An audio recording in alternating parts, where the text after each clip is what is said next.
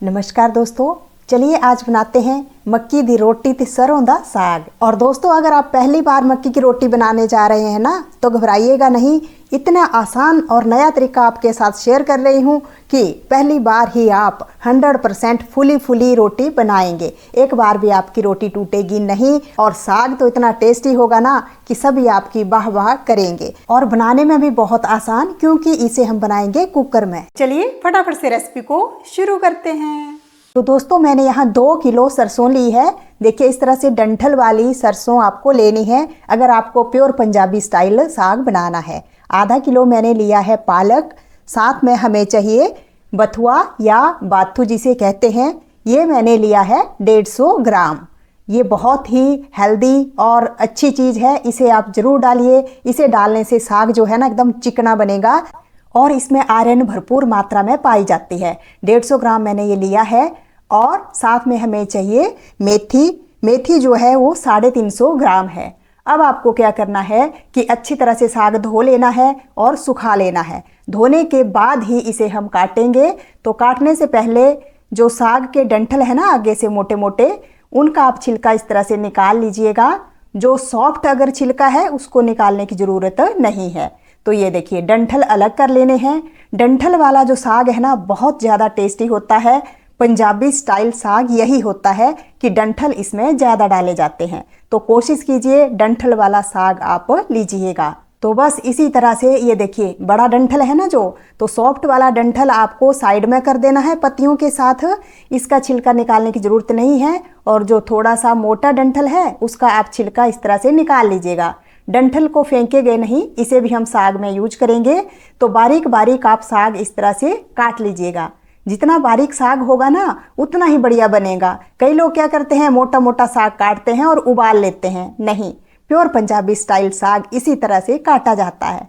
तो सरसों को आप इस तरह से काट लीजिए। उसके बाद जो डंठल है मोटे मोटे, उन्हें भी आप काट लीजिएगा। क्योंकि ये सॉफ्ट हैं तो बहुत बारीक इन्हें करने की ज़रूरत नहीं है। ये देखिए, साइड में छिलका हम कर देंगे। सरसों हमने काट ली है। अब हम क्या करेंगे कि सरसों को रख देंगे उबालने के लिए। बाद में हम दूसरा साग काटते रहेंगे। तो आधा लीटर मैंने यहाँ पानी रखा। पानी को उबलने दीजिए। जब पानी गर्म हो जाए तब आप सरसों को इसमें डाल लीजिए। ऐसा नहीं करना है कि सरसों डाल दी फिर ठंडा पानी ऊपर से डाल लिया, बिल्कुल भी नहीं। अब इसे आप थोड़ा सा ढक कर पका लीजिए। और ये देखिए, मेथी है, मेथी को इस तरह से छांट लीजिए। तो सभी मैंने पहले धो लिए हैं फिर सुखाए हैं। अब मेथी के डंठल आप साइड में कर लीजिए और बारीक बारीक मेथी को आप काट लीजिएगा। अब थोड़ी सी मेथी मैं साइड में कर लूँगी, बाकी हम साग में डालेंगे। थोड़ी सी मेरी बेटी ने फरमाइश की है कि उसे खानी है मेथी की परांठियाँ। तो ये देखिए, जितनी देर में मेथी काटी ना, हमारी जो सरसों है काफ़ी उबल गई है। अब कुकर में बढ़िया सी जगह भी हो गई है। हमारा साग जो है वो थोड़ा नीचे बैठ गया है। अब मैंने इसमें मेथी डाल दी। मेथी को भी हम पकने देंगे। और मेथी ज़्यादा मात्रा में नहीं डालनी चाहिए, नहीं तो कड़वा हो जाएगा साग। और कुकर का ढक्कन अभी हम बंद नहीं करेंगे, क्योंकि दूसरा साग भी तो काटना है। अब ये देखिए, यहाँ मैंने लिया है बाथू की भी डंडियाँ आप साइड में कर लीजिए और पत्तियों को बारीक बारीक काट लीजिएगा। इसी तरह से आपको पालक भी काटना है। पालक की भी अगर बड़े डंठल है तो उन्हें आप साइड में हटा लीजिए और पालक को भी काट लीजिए। तो देखिए, साग बनाने का भी तरीका होता है। सही मात्रा में अगर आप सारी सामग्री डालेंगे ना, आपका साग परफेक्ट बनेगा। तो लीजिए, बाथू भी मैंने इसमें डाल दिया। अब इसे आप मिक्स कर लीजिए। और ये देखिए, काफ़ी पानी इसमें है। तो आधा लीटर पानी 2 किलो साग के लिए काफ़ी होता है। और ये पालक डाल दिया। अभी पालक भी अपना पानी जो है वो छोड़ेगा जैसे जैसे पकेगा। तो अब हम देख लेते हैं कि इसमें हमें और क्या डालना है। तो देखिए, यहाँ मैंने लिया है अदरक, लहसुन और हरी मिर्च। थोड़ा सा अदरक और लहसुन साइड में कर लेंगे तड़के के लिए, बाकी का हम कूट कर डालेंगे। बहुत ज़्यादा बारीक नहीं कूटना है, रफली काट लीजिए थोड़ा सा नमक डालकर। और आधा चम्मच मैंने नमक का डाला है। नमक डालने से क्या है ना, मिर्ची भी नहीं लगेगी आंखों में। तो ये लीजिए, इसे भी साग में डाल लीजिए। 2 से 3 चम्मच इसमें अदरक, लहसुन और हरी मिर्च के डले हैं। मिर्च आप अपने टेस्ट के अकॉर्डिंग भी डाल सकते हैं। अब इसे आप अच्छी तरह से मिक्स कर लीजिए। और थोड़ा सा पानी डालकर मैंने देखिए कुंडी को भी साफ कर लिया। अब ये देखिए, बहुत ज़्यादा इसमें पानी है। प्रॉपर सही मात्रा में मैं आपको सारी सामग्री दे रही हूँ। 1 छोटा चम्मच डाल दिया नमक का, क्योंकि पहले भी हमने नमक डाला था। इसे आप मिक्स कर लीजिए अच्छी तरह से और फिर उसके बाद हम कुकर का ढक्कन चढ़ा देंगे। तो कुकर का ढक्कन अब आप लगा लीजिए मीडियम लो फ्लेम पर। 5-6 सीटी अब इसमें आने दीजिएगा। ध्यान रखिएगा हाई फ्लेम नहीं करनी है। तो तकरीबन 10 मिनट हो गए इसे पकते हुए। अब कुकर को आप ठंडा कर लीजिए और ये लीजिए 5 सीटी आने के बाद हमारा जो साग है कुछ इस तरह का पका है। एकदम सॉफ्ट हो जाना चाहिए आपका साग। ये देखिए जब इसे हम दबा रहे हैं ना तो अच्छे से ये दब रहा है, अच्छे से मैश हो रहा है। देख सकते हैं आप, थोड़ा गर्म है लेकिन आपको मैं प्रॉपर देखिए दिखा रही हूँ कि अच्छी तरह से साग का पकना जरूरी है। अब हमारी फ्लेम बंद है, फ्लेम को मैंने बंद कर लिया। अब इसमें आप डाल लीजिए मक्की का आटा। थोड़ा थोड़ा करके डालना है, नहीं तो लम्स पड़ने का डर रहता है। अब इसे आप घोटने से घोट लीजिए। जितनी अच्छी तरह से साग पकेगा ना उतना ही बढ़िया होगा। ये देखिए काफ़ी पानी इसमें है, ये सारा पानी एडजस्ट हो जाएगा जैसे जैसे इसमें हम आटा डालेंगे। तो थोड़ा थोड़ा करके आटा डालते रहिए और अच्छी तरह से इसको मैश इस तरह से करते रहिएगा। तो देखिए जब आप साग इस तरह से बनाएंगे ना पता भी नहीं चलेगा कि आपने कुकर में बनाया है। ये कटोरी सारी इसमें लग गई है मक्की के आटे की। अब अच्छी तरह से इसको हमने मिक्स कर लिया आटे को। अब ढक्कन लगा लीजिए और लो फ्लेम पर इसे आप 1 सीटी आने से पहले पहले बंद कर लीजिएगा। जैसे सीटी आने लगेगी ना तुरंत गैस को बंद कर लीजिएगा। ये देखिए लो फ्लेम है, हाई और मीडियम फ्लेम नहीं करनी है, नहीं तो साग नीचे से जल जाएगा। ये देखिए सीटी आने ही वाली है, बस फ्लेम को तुरंत बंद कर लीजिए और इसे ठंडा होने दीजिएगा। और ठंडा होने के बाद ये लीजिए साग जो है अच्छी तरह से पक गया है। अब अच्छी तरह से इसे घोटना जरूरी है। तो इस तरह से आप इसे घोट लीजिए अच्छी तरह से, चाहे तो दोनों हाथ लगा लीजिए। यहाँ थोड़ी सी मेहनत आपको करनी पड़ेगी अगर आपको पंजाबी स्टाइल साग बनाना है। तो साग में से बहुत ही अच्छी खुशबू आ रही है।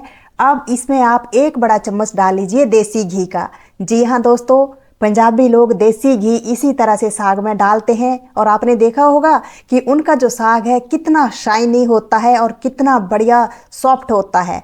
तो इस तरह से आप देसी घी डालकर थोड़ा सा इसे घोट लीजिए, बहुत ज़बरदस्त आपका साग बनेगा। ये लीजिए कितना चिकना हमारा साग जो है वो बना है, आप देख सकते हैं।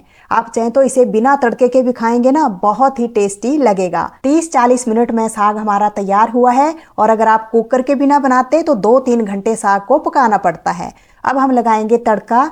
तो यहाँ मैंने लिया है देसी घी और घी आपको थोड़ा पीला दिख रहा है तो मैंने पहले हल्दी की पिनियाँ बनाई थी, उसमें से बच गया है जिसकी वजह से पीला है।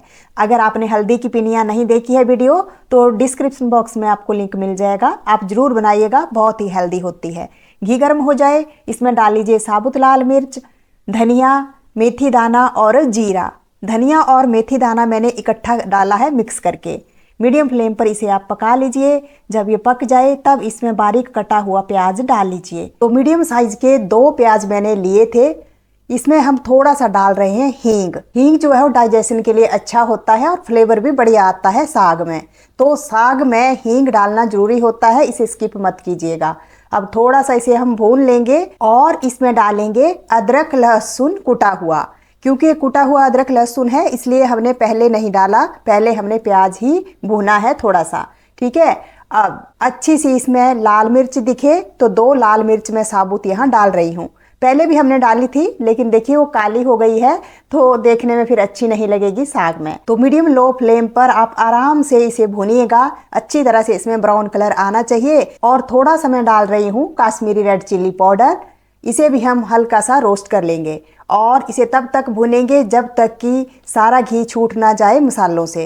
अब थोड़ा सा मैं यहाँ डाल रही हूँ नमक। नमक ज़्यादा नहीं डालना है, मसाले के अकॉर्डिंग ही डालना है क्योंकि पहले भी हमने नमक डाला था। तो ये देखिए बढ़िया सा हमारा जो मसाला है भून गया है, सारा घी इसने छोड़ दिया है। कलर तो आप देख ही सकते हैं कितना बढ़िया कलर आया है। बस अब आपको क्या करना है कि जितना साग आपको खाना है ना उतना आप इसमें डाल लीजिए। मैं भी आधा ही साग डालूंगी और जब आपने दोबारा खाना हो तब आप तड़का लगाइए और साग को खा लीजिए, जल्दी भी हो जाएगी। अब 2-3 मिनट के लिए इसे आप पका लीजिए, बहुत ज़्यादा देर पकाने की ज़रूरत नहीं है। तो देखिए कितना ज़बरदस्त साग हमारा बना है, बहुत ही टेस्टी है। फ्लेम को बंद कर लीजिए और ढक कर इसे आप रख लीजिए। अब हम बनाएंगे मक्की की रोटी, वो भी आसान तरीके से। तो देखिए यहाँ मैंने 1.25 कटोरी रखी थी पानी की गर्म होने के लिए। उसी कटोरी से आप 2 कटोरी इसमें डाल लीजिए मक्की के आटे की और इसे आप मिक्स कर लीजिए। पकाना नहीं है इसे, बस गर्म पानी में अच्छी तरह से मिक्स करना है और ढक कर इसे आपने 10 मिनट के लिए रख देना है। ठीक है, फ्लेम बंद है। ये लीजिए 10 मिनट के बाद इसे हम परात में पलट लेंगे और इसका हम डो बनाएंगे। बहुत ज़्यादा इसे गूंदने की ज़रूरत नहीं है, बहुत मेहनत नहीं लगेगी, बस अच्छे से मिक्स कर लीजिए। अगर आपको लगे कि आपका आटा ढीला है तब इसमें आप थोड़ा आटा ऐड कर सकते हैं, और अगर लगे कि टाइट है तो थोड़ा सा गर्म पानी डालिएगा। ठीक है, ठंडा पानी यूज़ नहीं करना है। बस अब आप इसकी लोइयां बना लीजिए। तो थोड़ी बड़े साइज की लोइयां इसमें बनाई जाती है। ये देखिए इस तरह से। अब आपको सारी लोइयां इकट्ठे बना लेनी है। आप चाहे तो सारी रोटियां भी इकट्ठे बनाकर रख लीजिए, उसके बाद इकट्ठा तवे पर इनको सेकिएगा। बहुत ही आसान तरीका आपको मैं सिखा रही हूँ, आप देखिएगा। बस आपको ध्यान रखना है कि जो लोई बनाई ना वो सॉफ्ट होनी चाहिए और क्रैक्स नहीं होने चाहिए। अब आप कपड़ा ले लीजिए और इसके ऊपर पानी इस तरह से स्प्रिंकल कीजिएगा। थोड़ा सा इसे हमें गीला करना है। तो देखिए आपको यहाँ पॉलीथीन लेने की ज़रूरत नहीं है, पॉलीथीन हेल्थ के लिए अच्छा नहीं होता है, तो बहुत से लोग प्लास्टिक पर इस तरह से फैलाते हैं। कोई ज़रूरत नहीं है, आप आराम से कपड़े के ऊपर इस तरह से बना सकते हैं। और आपको लगे तो थोड़ा सा हाथों में आप पानी लगाकर इसे इस तरह से फैला लीजिएगा। ठीक है, ये देखिए कितनी आसानी से ये लीजिए, पानी लगाकर दिखा देती हूँ। हल्का सा गीला कर लीजिए हाथ को, फिर इस तरह से आसानी से रोटी फैल जाएगी। ये लीजिए ज़बरदस्त रोटी हमारी तैयार हुई है। जितनी पतली बनाना चाहे उतनी पतली बना सकते हैं।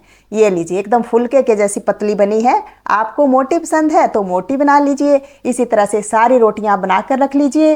अब तवे को गर्म कीजिए, थोड़ा सा मैंने यहाँ तेल डाला और अब रोटी को हम पकाएंगे।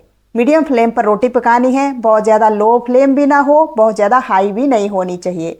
ये देखिए थोड़ी सी देर के बाद रोटी को हम पलट लेंगे। तो पहले स्पैचुला से चारों साइड से इसे थोड़ा सा उठाकर देख लीजिए, अगर पक गई हो थोड़ी तो इसे आप पलट लीजिएगा। ये देखिए अब मीडियम फ्लेम पर ही रोटी को पकाना है, हाई फ्लेम और लो फ्लेम नहीं करनी है। जब दोनों साइड से सिक जाए तब आप इसे इस तरह से फ्लेम के ऊपर सेक सकते हैं। अगर चूल्हे पर बना रहे हैं तो चूल्हे पर भी इसे बनाइएगा, तब तो बहुत ही टेस्टी बनती है। लेकिन चूल्हा सभी के पास नहीं होता है। तो ये लीजिए फुली फुली रोटी हमारी तैयार है। इसी तरह से आप सारी रोटियां बना लीजिएगा। तो देखिए है ना एकदम आसान तरीका। अब आप कमेंट करके जरूर बताइएगा कि आपको मेरी वीडियो कैसी लगी। हो सके तो प्लीज इसे आप लाइक और शेयर करने में कंजूसी मत कीजिएगा। तो गर्मा गर्म साग के ऊपर आप डाल लीजिए मक्खन या देसी घी। रोटियों के ऊपर भी देसी घी में लगा रही हूँ, आपको जैसे पसंद हो। तो दोस्तों अगर आप चैनल पर नए हैं तो प्लीज चैनल को सब्सक्राइब करने के बाद घंटी वाले बटन को जरूर से दबाइएगा। तो ये लीजिए साग और रोटी आपके लिए।